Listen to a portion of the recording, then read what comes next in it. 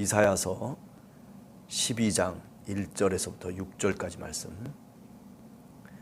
그날에 네가 말하기를 여호와여 주께서 전에는 내게 노하셨사오니 이제는 주의 진노가 돌아섰고 또 주께서 나를 안위하시오니 내가 주께 감사하겠나이다 할 것이니라. 보라, 하나님은 나의 구원이시라. 내가 신뢰하고 두려움이 없으리니 주 여호와는 나의 힘이시며 나의 노래시며 나의 구원이심이라. 그러므로 너희가 기쁨으로 구원의 우물들에서 물을 기르리로다. 그날에 너희가 또 말하기를 여호와께 감사하라. 그의 이름을 부르며 그의 행하심을 만국 중에 선포하며 그의 이름이 높다 하라. 여호와를 찬송할 것은 극히 아름다운 일을 하셨음이니 이를 온 땅에 알게 할지어다. 시온의 주민아 소리 높여 부르라. 이스라엘의 거룩하신 이가 너희 중에서 크심이니라 할 것이니라. 아멘. 이사야서 12장의 이 찬송의 노래는 사실은 기도의 노래고 그리고 믿음의 노래다 이렇게 얘기할 수 있죠. 그러면서 그날에라고 하는 말이 1절에도 그날에 그리고 4절에도 그날에 바로 그날이 어떤 날일까요? 오늘 우리가 우리 식으로 해석을 해보면 그날은 바로 예수 그리스도가 이 땅에 오신 날을 의미하는 거죠. 예수 그리스도가 이 땅에 오셔서 다시 새롭게 이스라엘을 회복하는, 단지 혈통적인 이스라엘을 회복한다라고 하는 의미를 넘어서서 온 만민을 하나님의 자녀로 삼으시는 바로 그날, 그 구원의 날을 의미하는 거죠. 그러니까 이사야 선지자가 그날이 언젠지는 사실 몰라요. 그렇지만은 바로 그날에 이런 일이 있을 것이라고 하는 것을 그가 희미하게 알고 있건 아니면 그 마지막 때의 모습을 그 마음속에 지금 상상하며 그리고 있건 간에 여하튼 중요한 것은 뭐냐면 그날에 하나님이 구원을 베풀 것이라고 하는 그런 믿음이죠. 따라서 오늘 이사야서 12장 1절에서부터 나오는 이 6절까지의 내용은 믿음의 노래라고 얘기할 수 있습니다. 믿음의 노래. 누구의 믿음의 노래입니까? 이사야 선지자의 믿음을 우리들에게 가르쳐 주는 거예요. 지금 모든 게 변한 것이 없어요.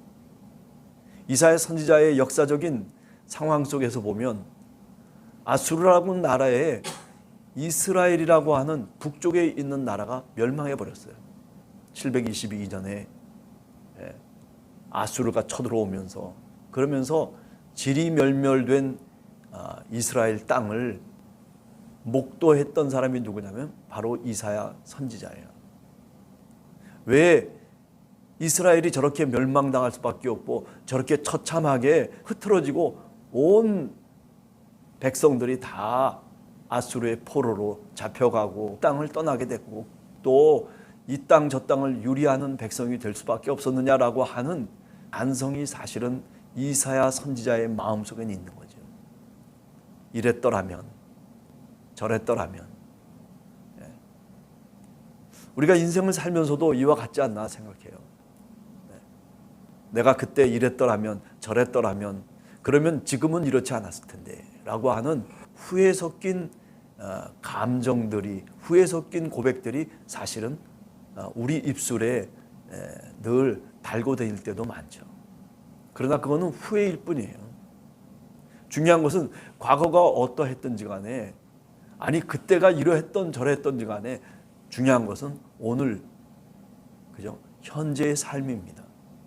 현재의 믿음의 고백이 사실은 중요한 거예요. 이사야 선지자는 그런 과거의 생각들을 떨쳐버리고 소망의 그날을 붙잡기 시작하는 거예요. 절망스럽죠. 또다시 강대국을 통해서 이 유대 땅이 다시 멸망하고 유대 땅이 다시 고난 속에 환란 속에 풀무 가운데 던져질 그런 생각을 한다선 치더라도 오히려 더 힘차게 신앙의 고백을 하기 시작하는 거예요. 믿음의 고백을 하기 시작하고 구원의 노래를 부르기 시작하고 그리고 하나님을 향해서 소망을 이야기하기 시작하는 거죠. 지금 이 유대 땅에 이제 남아있는 이 유대 백성들, 저 강대국 바벨론을 통해서 다시 이제 멸망할 수밖에 없는 운명에 처해 있는 풍전등화와 같은 유대 민족일런지 모르지만은 그러나 하나님이 우리를 붙들어 주실 것이라고 하는 그런 소망을 이야기하고 있고 노래하고 있고 고백하고 있는 겁니다. 그래서 12장 1절을 보면 그날에 네가 말하기를, 이 네는 누굴까요? 바로 유대 백성들, 이스라엘 민족을 얘기하죠. 여호와여, 주께서 전에는 내게 노하셨사오나 그러나 이제는 주의 진노가 돌아섰고 주께서 나를 안위하시나이다. 그로 말미암아 내가 주께 감사하겠나이다 할 것이니라. 바로 요 이사야 선지자의 예언을 누가 얘기하고 있냐면 여러분들이 잘 아는 누가복음에 보면 그죠? 시몬이라고 하는 예언자가 나와요. 아기 예수를 품에 안고 그죠? 안나라고 하는 여자 예언자, 시몬이라고 하는 남자 예언자가 나옵니다. 이 시몬이 바로 이 구절을 갖고 예수 그리스도를 품에 안고 노래를 하고 있는 장면이 누가복음에 나오는 장면이에요. 다시 말하면 지금 이 이야기는 이제는 이렇게 됐습니다라고 하는, 이제는 구원의 날이 우리에게 왔습니다라고 하는 바로 그 날이 성경을 통해서 보면 언제예요? 예수 그리스도가 이 땅에 오신 바로 그 탄생의 날 크리스마스를 얘기하고 있는 거죠. 네.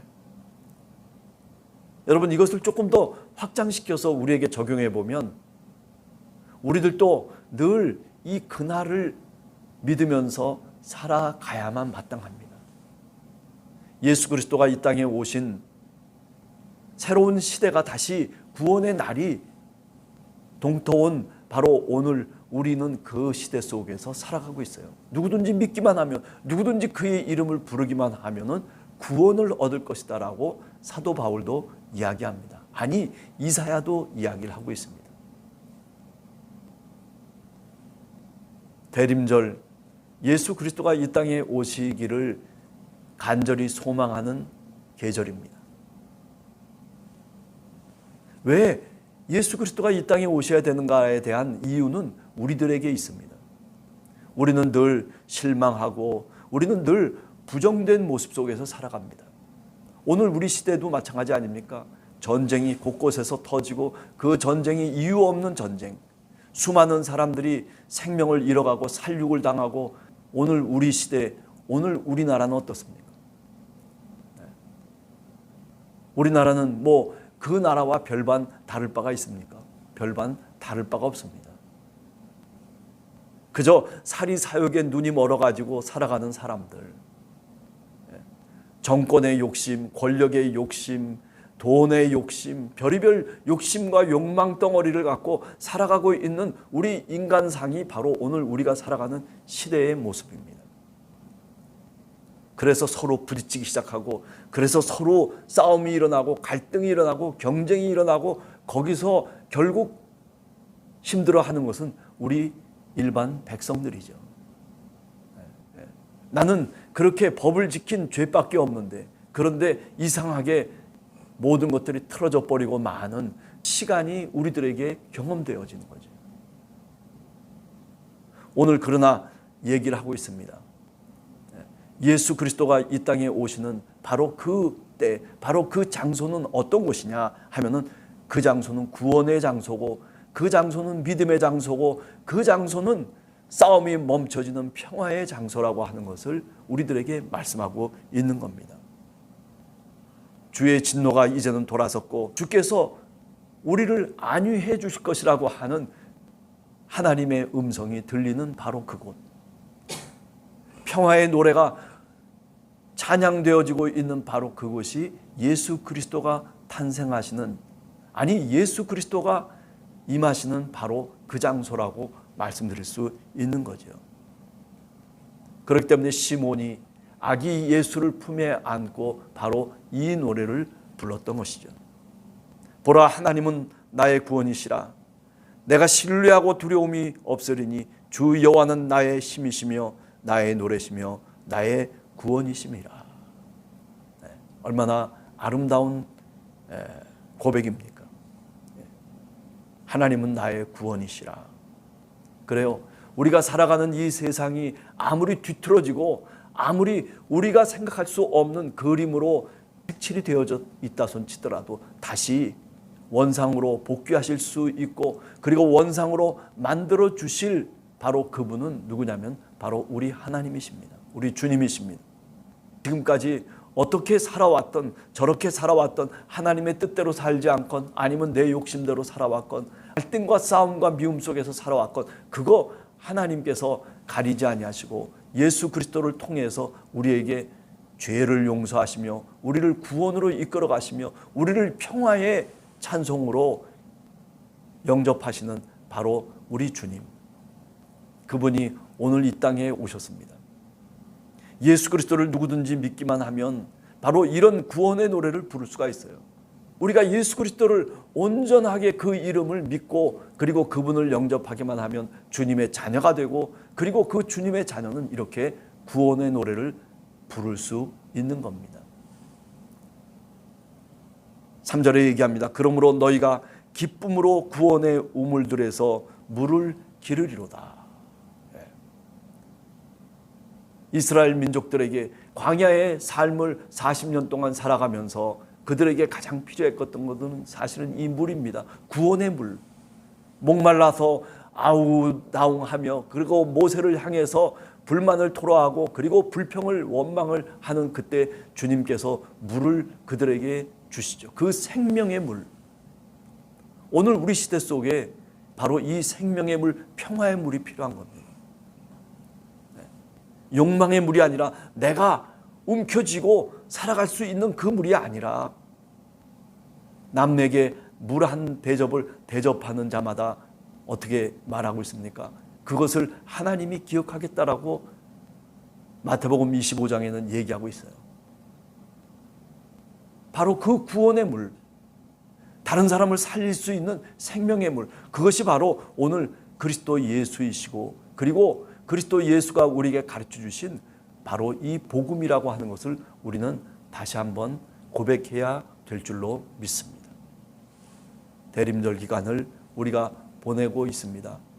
여러분들이나 저나 예수 그리스도 우리 주님, 우리 구원의 반석이신 그분을 다시 한번 깊이 마음속에 새기며 묵상하며 오늘 하루도 주님과 함께 동행하는 흔들림 없이 살아갈 수 있는 그런 우리가 되기를 간절히 소원합니다. 같이 기도하겠습니다.